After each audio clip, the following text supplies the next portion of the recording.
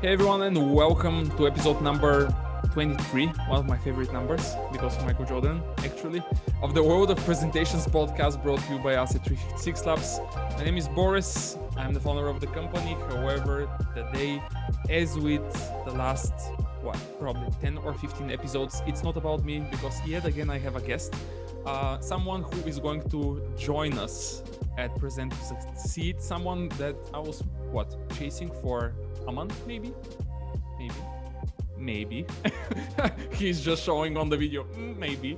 But he joined the conference with a very exquisite, I would say, name of his session. I don't know whether or not you have, whoever is listening to this one has already seen the agenda of the conference, but Florian is with us with the lovely name of his session. Can you tell the name of the session? Rhetorical orgasms. Yeah, so Rhetorical Orgasms is the name of Florian's session. So Florian, welcome to the podcast, officially now. Boris, it's a great pleasure to be with you. So we are about to go on a journey, obviously, for the next 40 minutes. We were laughing very, very loud up until we started the recording. Let's start easy. Give us like a little bit of intro about you and your experience in the presentation industry, which is, I would say, quite interesting for so many reasons. The question is always the same one, as you might know, at cocktail parties without COVID. You know, when you're at a normal party, birthday party, cocktail party, it's always the same question. So what do you do for a living? Yeah, and normally I before, when I was a KPMG consultant, I would say I'm a consultant. I say, and now I say, I boost your charisma. Oh, that's nice. I call it the anti-elevator pitch. And then, of course, they're intrigued and say, how do you do that? And then I come to the point that I'm a public speaking coach and professional speaker. The next question is, how do you become that? Okay. Then my answer is always, well, I had €1.27 11 years ago, 2009, at Rosenthaler Platz in Berlin, at the metro station, next to my friend Sam Sonite, and the ticket machine next to the guy who had more piercings on his face than the Bible has pages. And the ticket machine told me, you know, Berlin, Boris, and the ticket machine said €2.10 back then. And this was the moment when I knew the shit hit the fan. I had left KPMG. I wanted to create a European cultural festival that people love, but never, ever we got any money for that. I was bankrupt. I had €1.27, and I had to turn my passion for public speaking, into a profession. The reason why I could do that, and this is the end of the answer, is that I had been already, since 2005, a Toastmaster. Do you know Toastmasters, Boris? Absolutely. There we see. So I turned my... Everyone knows them. So the answer is always, I turned my passion, my hobby for public speaking into profession. But then, of course, started the journey. We have 40 minutes time to talk about my journey. But that was the beginning. And this is why I do what I do today. Yeah, by the way, if anyone from the Toastmasters organization is listening to this one, or if you share it with somebody, and then they listen to it, guys, we are trying to reach out to you for maybe months now. So if you can reply to our emails, we'll be grateful. Thank you. So anyhow, Boris, I think we have no problem. I can push that. I know. Okay, so it's done then. I was trying to approach Toastmasters to become one of the sponsors of our event, which is more or less obvious. But we don't sponsor. We don't have money. It's an NGO. Oh, come on, please. Bad news. Please don't go there. I mean, it is not exactly the case. Anyhow, let's go back to the presentation skills, the public speaking, and all of that stuff. Like, you work with so many people before we go into the game, the books. It's just craziness out there around you. So you work with a lot of people from maybe every industry out there, right? Maybe. Well, I'm a freak. I count all my data in Excel. The two things: I'm a German. I live in Spain now since 2003. I have a Spanish, German, a European son. I'm happily divorced to a Spanish woman, Arantxa, but I'm still German. So I count them in Excel, you know, okay. Combined with my KPMG background. It's 33 industries I've worked. Okay, so that is quite a lot. So if you have to say, what are the top 3, 5 mistakes that you see people doing in those industries with their mistakes, what would you see? Because you also work with people from all across the world, right? So if we have to name like 3 to 5 top mistakes, like where would you go first? Okay, there's two reflections here. First one is I have worked in 33 industries. The thing is, rhetoric, the art of speaking, persuasion, Mm, it has no industry tag. I okay. worked in banking, in not insurance, no. Oh, I didn't work in insurance, that's so great. No, but banking, gaming, advertising, education, manufacturing, fast-moving consumer goods, it's always the same. When people speak up, they have no idea how to do that. So first Mm, thing is, I say, rhetoric has no industry tag. So the third, it doesn't matter that I worked in 33 industries. The challenge is always the same. Second one, Boris, I never call them mistakes. okay. I never How call do them you call mistakes them? because I call them a potential for improvement. I mean, you can always do better. I mean, Yeah. how do you, rhetoric is for me a scientific art, and Okay. you need to practice, practice, practice, which would be an epizeuxis, a rhetorical device, one of those rhetorical orgasms you will encounter in my session during the Okay. conference. But the thing is, you have to practice, you need to get feedback. So if you ask me what are 3 things that are my biggest antagonists, my villains, my Darth Vaders as a Mm, public speaking coach, here they are. The first one, when people stand up in front of people, and I'm not talking about now Zoom or Teams or Google Hangouts or mm, Meets, I'm talking about standing in a room. First thing is, I call it the T-Rex. People put their arms in a 90-degree angle to protect their belly. And it's amazing. It's okay. amazing. I always say to these people, did you know that you can move your arms in other angles than 90 degrees? And I repeat it and repeat and repeat it. And in the end, everybody laughs always. But as soon as you stand up, boom, and I tell them, this is not how you order beer in a bar. Picture yourself, you're listening to this podcast. Put yourself on feet, put your arms in 90 degrees in front of yourself. This is crazy. And if you go, Boris, and check out TED.com, TED, you know TED. If you Yeah. go TED or TEDx, speakers, Google image search, you freak out from Bill Gates to anyone else, 9 degrees. And I call it the T-Rex. This is one of my 3 biggest Mm, enemies, because this is okay. close body language, and close body language is you protect yourself. It transmits a message of anxiety and fear, and you don't want that for your charisma on stage. So open body language is the first one. Second one, Interesting.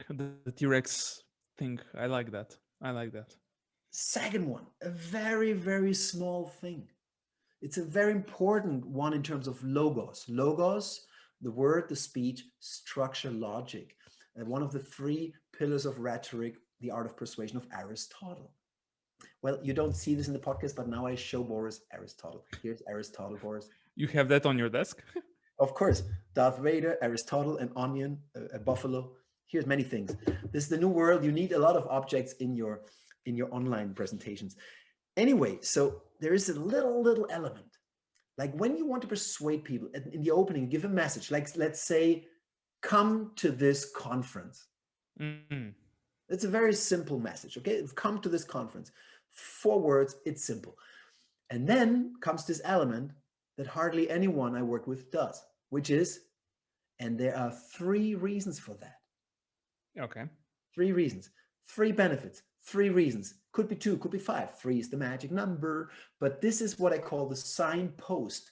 You do a signpost, a structural one, for people to know what is coming. What are the Mm, arguments? And this little thing, they don't do that. It's amazing. And if you put it, your logic goes up tremendously when you speak. okay. The Easy third to one, do, indeed. is this onion. You don't see it in the podcast, but I show an onion right now. Yeah. It is This is the first time ever somebody is showing onion during the podcast. I mean, real first onion. time ever. There will be a lot of first time the first times I think during that one, that is this episode, that is guaranteed. For some reason, I can feel it. The Well, podcast just started, but there will be a lot more unexpected moments. oh yeah, I there can are. I just, have a lot of stuff here. yeah. Now, Boris, do you love? You don't have to, but do you love to cook? Cooking? Do you cook sometimes? I love to eat well cooked food, but left Okay, but you love food. That's enough. that's up. Now, Yeah. now, my mom is 88 at the time of this recording, and she's an elementary school teacher. She still has beer. Today we had a beer. We every day we do FaceTime at 1 p.m. every day in the lockdown, from Okay. Germany to Spain. Amazing. And yeah, she's a teacher, and she always wanted to say, "My son, the PhD. My son, the doctor." Wow. Okay. But she's 88, and I think we will not make it.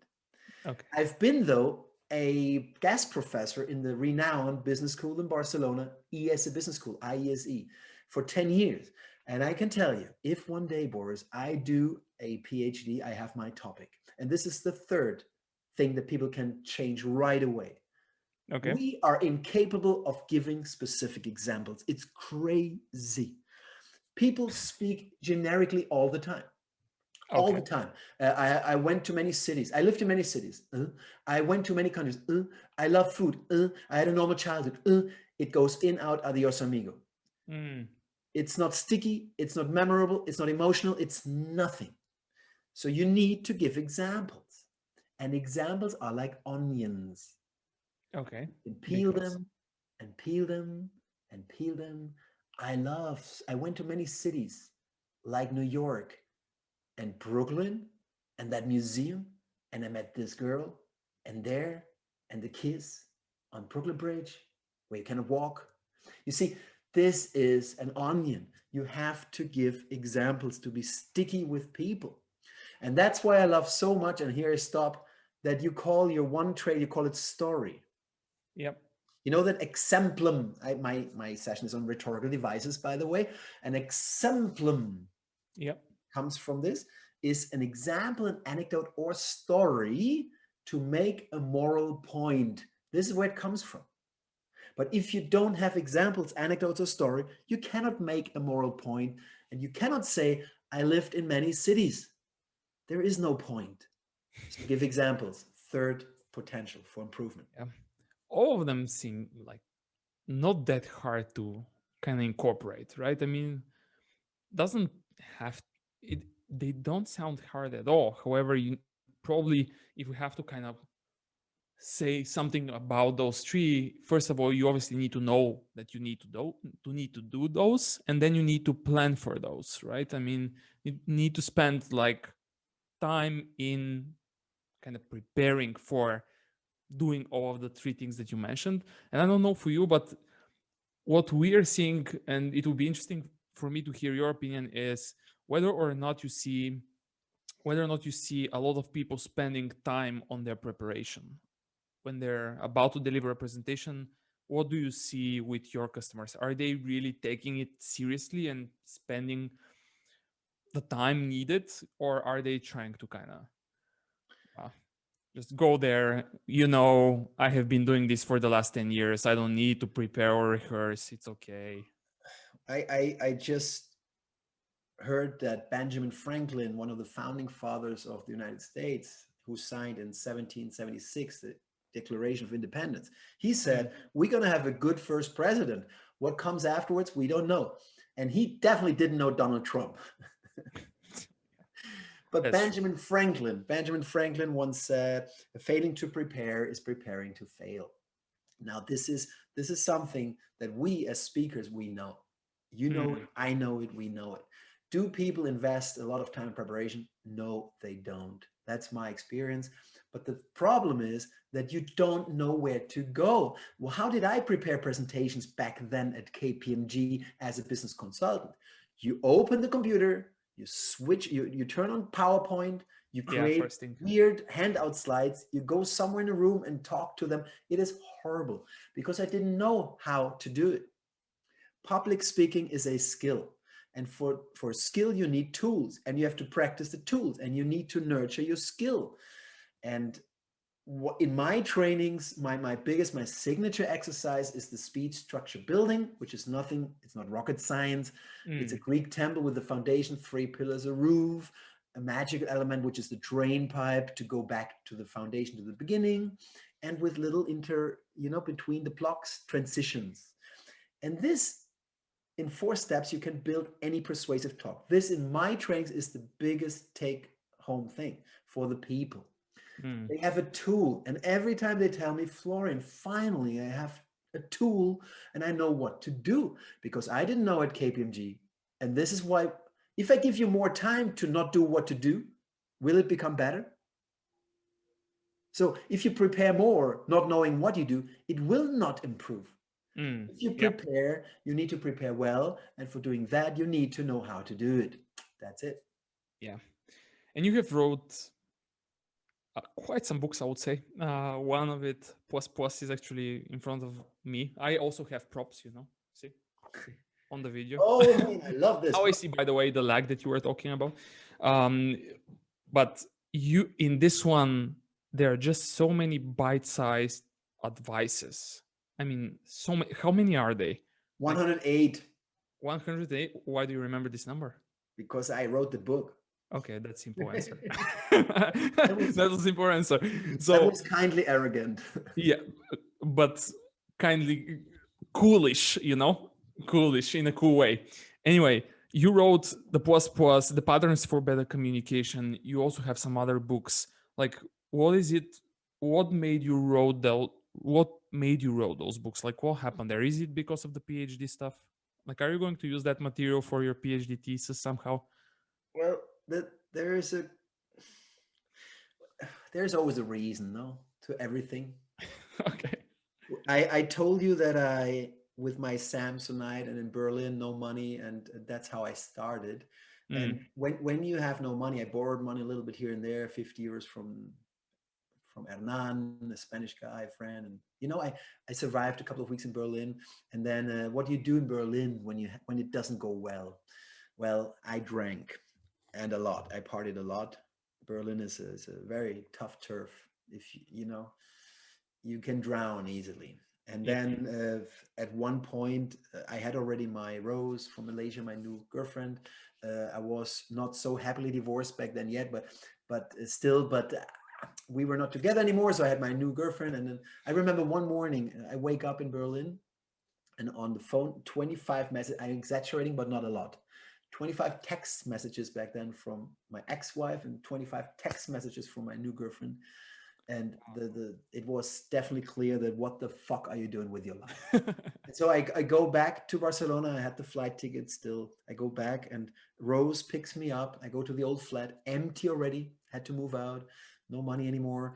And she doesn't talk at all. And during the whole trip, doesn't say a word. We go to the elevator, no word. We sit down in the empty flat, no word. And then she speaks. And Rose, back then a banker, a Deutsche Bank, like a tough lady, from Malaysia, grew up in Singapore. And she looks at me and says, Florian, what the fuck are you doing with your life? Why don't you write a book? Wow. She constructively kicked my German ass. Yeah. And I thought, wait a minute, that's a great idea, because I had already started with my test training. I had my stuff already in my head, and I had written posts for my student friends for years to keep them alive, stories about my student times. And, I loved writing. And then I thought, oh, I can do that. 16 days later, I had the script for the first small book, 114 pages, The 7-Minute Star. It's also on Amazon, The 7-Minute Star. And that first book was the beginning of everything, because a friend called me, an Accor hotel friend. He was running the academy for trainings in Germany. And he said, hey, Florian, Gerrit, from my university times, Gerrit says, Florian, I saw you publish this book. Can you send me 10? And I give it to the hotel directors of Sofitel and IESE and Novotel. And this is how I got my first test training. This is how it all started with the first book. And I learned one thing, Boris. And this, when you're listening to podcast, if you want to become a professional speaker, and imagine I'm your mentor, I love mentoring. The Okay. first thing I tell you is start writing a blog post. And then I say, yeah, but it can be video. It can be video, but maybe also write. And then I say, and the next step is you do a script for your first book, because there's nothing out there still today in the world of internet and Dropbox and Facebook and Insta and TikTok, nothing that builds more credibility, ethos, than having a book published, self or with a publisher. This Yep. is the biggest change in my life. So you self-published your first book? The first two, the one you have, the plus plus, the second one is also self-published. Okay. And then a German publisher came to me and said, hey, you have these books here. There are no copyrights, right? They're self. Yeah, of course. And that's when I published my first German book with a publisher from Munich. Okay. Wow. That, by the way, the story behind the first one is definitely an interesting one. Haven't heard anyone being provoked or motivated to write a book because of something like that. But yet again, we have the first time for everything in this episode. So, so Don't you love going, the first times in your life, Boris? Don't you love the yeah, first times? yeah, absolutely. Everyone does. I mean, just everyone does. Everyone was a general assumption. Huh? We have to talk about that in another podcast. Maybe. That is absolutely right. And then, by the way, I'm still waiting for something that, from what I saw on the pictures that you sent me, is a very large box. I'm still waiting for it because of those COVID-19 packaging and shipping and stuff like that. What am I waiting for? Can you Are let you us know? telling me you still haven't received your game? Yes, I haven't. Oh It's my God. still Well, on the the other move. day, her name is, oh my God, forgot the name. Order. From Lithuania, it also took 3 weeks. So it should come any moment. But Yeah, you check the tracking. It yeah. is this game. Game. It is this game here. You don't see it on the podcast, but this is it. Yeah. Quite worn out version because we played a lot with it. This Okay.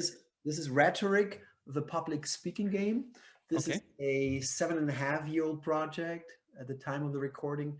And I did it together with my super friend, professional speaker, John Zimmer. Canadian, lives in Geneva. And we had the idea back then, there is no board game for public speaking. Yeah. And there is, I remember thinking, there's a Monopoly game with Metallica theme. There's a Monopoly game, Star Wars. Really. Why there is not a Monopoly game for public speaking? And there was, of course, none. No game at all. And this is why we started to build that first board game for public speaking in the world. And this is it. That's what you're gonna have soon, I hope. 8 years in the making, is that? No, it's the second. What you will receive is the second physical version. It's Okay. improved based on feedback. And then we have, of course, now the app, iOS and Android, Rhetoric, the public speaking game online, where people during the lockdown, the numbers went up because people play with their children at home. And when you've played 5 weeks in a row the same game, maybe you want a new game. And this is a very educational game. Yeah. So it's a fun game. Rhetoric is a cool game. Yeah. You get very emotional when you talk about the topic, so yeah, people can easily guess that. So where can people find the game? Like, what is the website? Because I think it was on a dedicated website, right? It's not on your website. You know that when I'm a professional speaker, when I do my events, when I'm invited as a speaker, like in February, and SET, for instance, SET is from Sweden. They are the second biggest hygienic paper producer in the world. And they were very happy with the lockdown because many people bought a lot of paper. And just before the lockdown, I went to Bonn, the former German capital, and there were the 120 global managers of the consumer goods department, biggest one, $13 billion turnover. And I did not sell any product on stage. I hate selling from the back of the room. And I don't know why, I just can't. I hate it so much. So Boris, I cannot sell my page rhetoricgame.com. But since you asked me, rhetoricgame.com, I will make once an exception. Okay, yet again, there is always a first time for everything. This episode number 23 will be, and I associate number 23 with so many different things, you know. Have you Well, watched the you see, have you watched sorry to insist here, but my American friends, I have speaking friends from America, from the US. They think I'm stupid. why is You know, that? how can you not sell your products from the stage? I mean, Oh, this you is, mean, oh yeah. and Yeah, they do it it all the is. time. And when I'm in the European audience and I see the American do that, and I look around, and Europeans, we don't like it. Exactly. We don't like it. Exactly. That is so. Obviously, we're not going to be censoring this episode, so that's so goddamn right. I mean, I hate it. It's just the cultures are so different. And when somebody from the US comes and starts to sell in the same way they do in the US, it's very But like, Mark Brown, this goes to Mark Brown in case he listens to this once in his life. Mark Brown is a great speaker from Georgia. If you listen to this, I'm not talking about you, Mark. I'm not talking about you. okay. So I forgot. Yeah, actually, I was about to say, have you seen this movie that is called The Last Dance with Michael Jordan? Not yet, not yet. You haven't seen it yet. Okay, Christmas is coming, so prepare for 10 hours of sport entertainment, let's put it this way. Even if you're not a fan of basketball as I am, I was playing, even though I'm not that tall, but that's another story. But anyhow, Oh, that The Last movie, Dance. You refer to the series with the Bulls. yes, yeah, I the watched a series. couple of one. Very good, very good. I mean, this is probably one of the best documentaries that I have seen. So I always associate the number 23 with Jordan. Unfortunately, I had to accept that he was really better than Kobe Bryant, who's my favorite player. And I always said, hey, Kobe is better, you know. And then I watched The The Last Last Dance, Dance. and I was like, Jordan was really better than Kobe. Anyway, going back to the world of presentations, a lot of things changed, right? I mean, obviously, a lot of things changed, especially with this Corona crisis, whatever. A lot of presentations moved online. What do you see people like? What is your thoughts on the presentations online? How are they different, and how should speakers adapt? Are they adapting at all? Right? I mean, do you see people? Let's start there. Do you see people thinking about online presentations in a different way than they think as one that's going to be delivered in person? Have you, by any chance, read the book Who Moved My Cheese? No. Who Moved My Cheese is a business classic by Spencer Johnson. It's about change. There are Okay. two mice and two humans. Two Okay. mice and two humans. They go in a big maze. There's a big maze, and every day they go to their tiny room, and there's a lot of cheese, and they eat cheese, and they're happy as nobody else. And one day they come to the room, cheese is gone. COVID, COVID. The cheese Yeah. is gone. COVID. What do the two mice do? They put on their sneakers and they run. They look for new cheese. What do the two humans do? They complain. Somebody took our cheese away. How can that be? Okay. Whose fault is it? Is it your fault? No, somebody took it away. When the lockdown came in Spain, I live in Barcelona. We had a real lockdown here, not like other countries. A Yeah. baby lockdown. We had a real lockdown. And I remember I was running in the village here in the north of Barcelona in the mountains where we live with Rose. And the policeman in the street, I'm running there. And he says, "What are you doing?" I said, "I'm running." "No, tú vas a casa. You go home." And that is when the lockdown came. I think it was the 14th of March. And then I thought, shit, the cheese is gone. Because all Mm. my business, speaking and training, is all physical.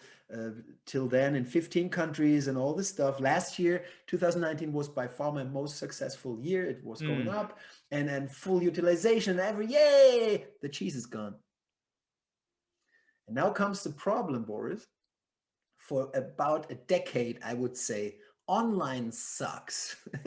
Yeah.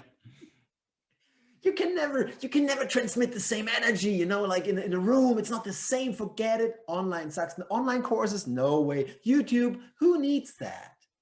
Yeah. The cheese was gone. Yeah. So what I did was, for me, I think, in the retrospective, the best decision, one of the best in my life, I put on the sneakers like the mice and I started to run. And what I did is I did 25, maybe you've seen them, but they're on my YouTube channel. 25, the first one sucked so big that I had to delete it. But there are 24 YouTube live sessions, Q&A on public speaking that I did every day. I put my thing, the Rhetoric game, which I normally not do advertising, but Yes, I put it we as know. as a background, and every day. And then I said, dogs out, roast, no noise, no noise. And I did that for 27 days, 2 days, technical problems. And these 27 days, Boris, they made me become a fan of online. All right. Things change. And ever since May came the first 2-day training, and now full utilization last quarter. Now I'm a super fan of online. Now I know the problems and I see the problem and I hear it from the market. So your thing is what has changed. Content will never change. Yep. Storytelling, the hero's journey, the struggles, the challenges, the lessons learned, structure, rhetorical orgasms will never change. The content is the same. But of course, come on, eye contact is cam contact. People don't use their screen. People suck in technical setup. You need the Logi C930E or another webcam. I see your microphone. You have a real microphone. I have the Rode microphone now. You need lighting. I don't use lighting right now, but I have the lighting here. And you have to know where to put the flip chart. You know how to know the distance. You know how to not put your arms on the table. There's so many things in delivery that people just don't give a damn about. That it freaks me out. And to finalize this, the other day I gave my first 97-minute keynote speech online to a German city. Okay. That was a cool thing. And the lady who organizes this speaker series in Germany, and she has all the top speakers in her portfolio, she told me that one of them told her, I don't want to have the chat online. I don't want to have the chat distracts me. How on earth can you not have a chat when you do a live presentation now? This is your super friend. Your ally number one is your chat. How can you switch it off? It's crazy. Interaction, it's so cool. And people are not putting on sneakers. They're waiting for the cheese in the same fucking room, and it will not come back, because this is the end of my statement. In the future, I talk to all my clients. It will be hybrid, and we know it. You today are not capable of dealing as a trainer and as a speaker. With both worlds, you're done in the future, and it's a given fact. Yeah. And even though not all of the listeners, I believe, who are going to consume this at some point in the upcoming weeks after we announce it and share it, etc., are not going to be trainers, still there are some things that everyone can do, right, to make their presentations online better. And everything that you said, especially in regards to the setup, I see, like, with all of our customers, we even advise them. We were recently talking with somebody, and there were those discussions around, but our company is not paying us for webcams, or our company is not paying us for microphones, or I see your reactions for anything. And I'm like, but if you want to differentiate and kind of deliver it on a top level, like, why don't you buy those for yourself? I mean, you shouldn't be waiting. Again, your example, like, why would you complain about this? Like, figure it out. Like, it is not that expensive if you think about it. It's very simple. If you need a new washing machine, it can wait right now. Because if you communicate daily as a professional, whatever you do in life, you need a good camera and good sound. There is no way you don't have that. Yeah. That's it. And I want to add a concrete tip, because you mentioned this thing about that they're not only trainers and professionals here on the call. I totally agree. Now, there's one thing that has changed completely in my world. Okay. When we are in a physical room, as a trainer, I would tell you, objects, visual aids, like objects, like the bull, the buffalo you see right now, Boris, in front of the camera. This is, I always said, not more than 2. 3 absolute max, because the effect goes down, and you have to bring them up with surprise, so it's hard to hide them, objects, you know. I'm not talking about PowerPoint here, I'm talking about objects, physical objects. Now, what I learned in online is this is Netflix. This is not the same, because Yeah. you're looking at the screen, it's Netflix. And I use now visual aids, props all the time, objects. Yeah, you Yeah. don't see the king and the queen, the huge cards I show Boris right Yeah. now. These are quite big, by the way. Indeed. Yeah, they're a special card deck. and it just doesn't go down. I use a lot more objects. I use much fewer slides. Okay. And because I hate, there's one thing I do now, because I hate screen sharing so much. Okay. I have a little iPad from Rose, a little one, and I put my visuals, my images on that iPad, and I show them like an object when I want to show an image. This is something which is new to me. I did it in this keynote speech the other week. It was super cool. Ended up in the newspaper with photos. It looks super cool, and it's different. So use objects all the time. It's Netflix. This has definitely changed. Yeah, you have some very strong opinion. I remember when we were talking the first time about the conference and the session, the potential session that ended up being with you. By the way, you cannot imagine. Let me just say that one. You cannot imagine how many people reach out who are friends of mine who already have tickets asking about the name of your session. It's just, I'm like, I don't know him that well, but based on what I know about him, the name of the session really fits him. It's just so much your style, so much you in one title. But anyway, you have a very strong opinion in regards to PowerPoints. Why are you so angry at PowerPoint or the presentation tools that are like Google Slides, Apple Keynotes, all of those type of things? I'm not angry at all. I use them a lot. I'm a fetishist. I love them. The only thing is that people, one of the sessions in my trainings is to present with slides. Okay. And this has been the same for the last 11 years and 3 months, ever since I started. Okay. I received one email from one person. Imagine one.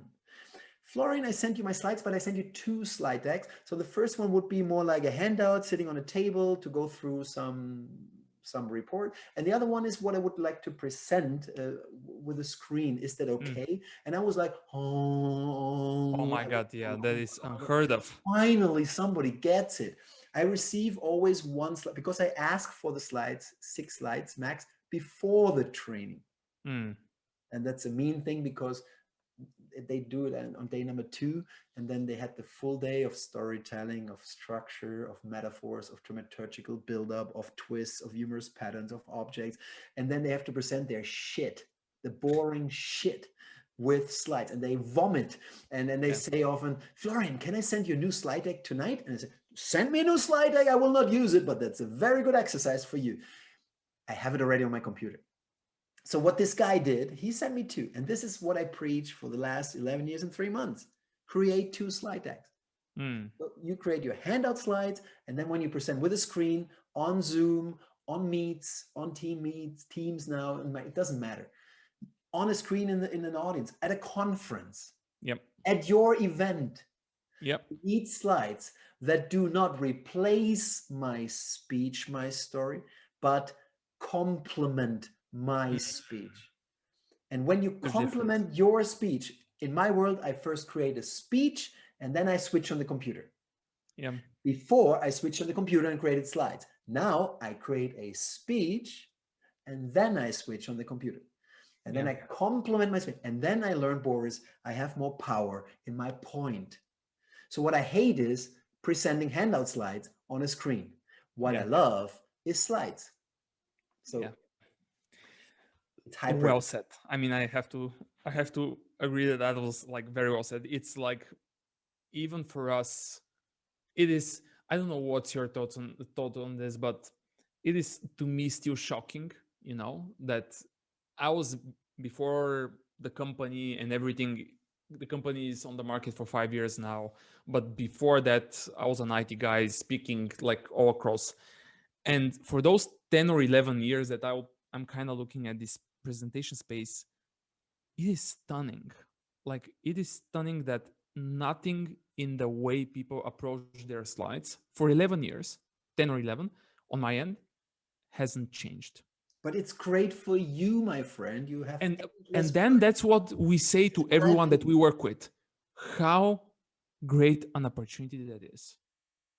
Like, let's keep it this way. Let everyone continues to do what they do, and let us yeah. just spend a little bit of time, you know, not go crazy, just a little bit of time, and see the results. How quickly people are like, do you remember him? Do you remember her? How is it possible for this organization to come up with the best presentation out there? And I'm like, well, I don't know. Maybe they care. Well, Oh, maybe they care. Voltaire said, the great French philosopher, common sense is not so common. And it took me also 12,500 plus slides that I worked on, because I always do an alternative slide for every slide I receive. Imagine. Mm-hmm. And of course, it's a huge knowledge base I have. But in the end, it's common sense. And my one question, you can use that for your clients. It's a wonderful phrase. I use it all the time at the end. Okay. The only question you have to ask yourself is, would Steve Jobs approve this slide? That's a big one. That's all you have to say. They know the answer. Oh, That's fuck, a big man, one. this is so bad. They know the answer. That was a big one. Will Steve Jobs Approve the slides? It's just a solution to any problem in the Damn, life. that one is. I would once Dude, like I'm looking at my watch right now. I have another call after 10 minutes, but once I get out of that call, I'll jump on our company chat and shoot that to everyone in our company. Will Steve but Jobs? this is, Let's sorry. We need to put that on the creative. would Steve Jobs, because apparently he's not, well, he's on another level. Yeah. But the thing is, this is one of those, I use it only at the very end and during the train, maybe twice or three. So don't give it away all the time. It's too important. That's true. You don't have to. It will be a shame if we overuse that. By the way, I was thinking, I know you're the interviewer, but it just came to my mind that are you interested why it's called rhetorical orgasms? now that you told me that all your guys come to you, if you want to know it, I tell you. If you don't want to know, I keep it for the session. It's cool. I think I really somehow want to keep it for the session Very good.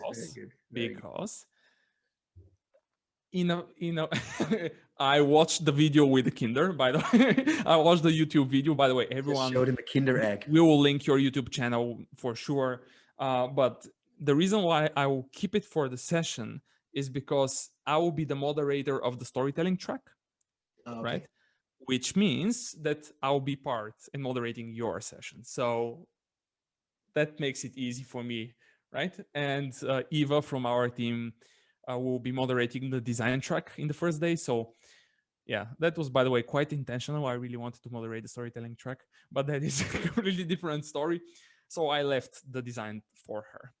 Anyway, final advice, anything on top of your head, final advice. What should people do? Anything. What, like, final advice from you, and let's put an end on this because maybe Steve Jobs won't approve it. Who knows? Okay, the biggest thing for me in terms of content, the biggest improvement right away, stop talking generically. Generically means I have good clients. We create value for our clients. We create a win-win situation. All this business bullshit bingo, the bullshit bingo in business that I played so well for almost a decade, forget it. Stop talking generically. Give specific examples, because they are sticky and it's an onion. Go deep, man. Give more details. Talk in examples and people will understand you and they will memorize what you say. Yeah. Okay. 50 minutes already in. Let's put an end on that one. We are going to link absolutely. So the books, the game, by the way, the t-shirts, you have like those t-shirts, the t-shirts for sure. What else? The book, the YouTube channel.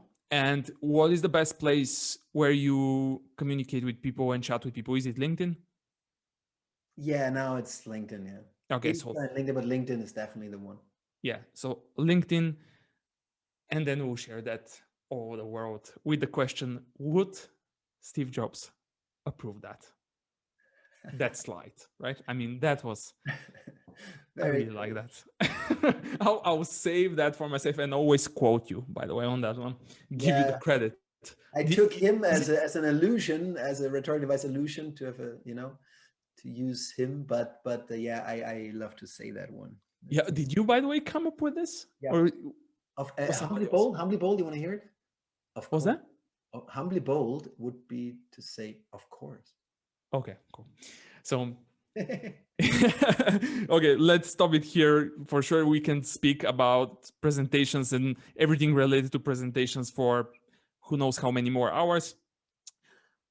Thanks for being part of this. Thanks for spending the time. Thanks again for accepting to speak at the event. Your session sounds incredible, very catchy, very interesting. I'm completely sure people will enjoy it. I will moderate it. That is guaranteed. So Florian, again, really thanks for the time and thanks for staying here for the last 50 minutes. Like in Spanish, muchísimas gracias por estar en tu show y nos vemos en abril. We see you in April. Yeah, definitely. And for everyone else, we are going to link absolutely everything Florian is doing in the show notes. You can find absolutely everything there. And in case you still don't know about the conference, he is also joining. It's called Present to Succeed, so presentttosucceed.com. And if for some reason you are wondering whose podcast is this in first place, we are called 356 Labs and not 365 Labs. Many people think that we are 365. All my life, Boris, all my life I had dyslexia. I read it perfectly well. Yeah.